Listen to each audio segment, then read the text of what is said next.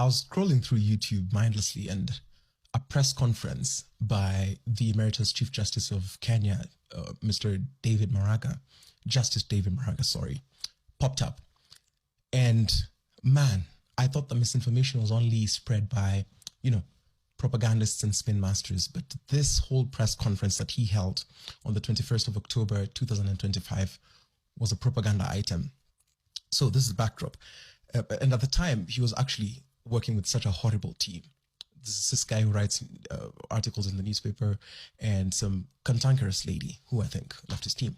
But it read, in this period of pain, sorrow and hurt, we send our deepest condolences to Mama Ida Odinga and the entire family of Right Honorable Raila Amolo Odinga, as well as the Kenyan people on the demise of an icon, Pan-Africanist, and a fighter for social justice. So the backdrop. The nation lost its most premier statesman on the 15th of October. And so that's why the press has started with condolences for those people who do not know. So I'll skip. And he starts at some point and he says, fellow Kenyans, at exactly the same time that the nation was grappling with the news of the demise of the Right Honorable Odinga, President Ruto was in State House signing into law not one, but 8 bills, some of which are quite draconian. What a shame.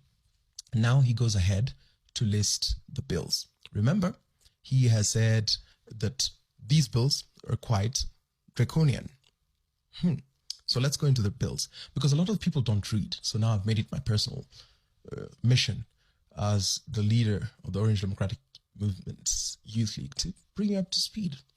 The bills that were assented to law on the 15th were the Air Passenger Service Charge Amendment Act of 2025, the National Police Service Commission Amendment Act of 2024, the Virtual Service Asset Providers Act, the Wildlife Conservation and Management Amendment, the Computer Misuse and Cybercrime Amendment, you remember this one, the Land Amendment Act, the National Land Commission Amendment Act, and the Privatization Act.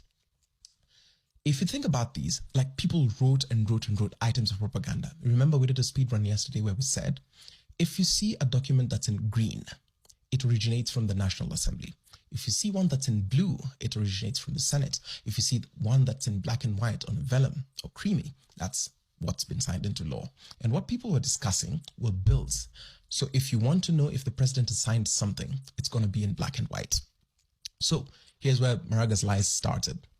The Air Passenger Service Charge Amendment, it was a very, very short one.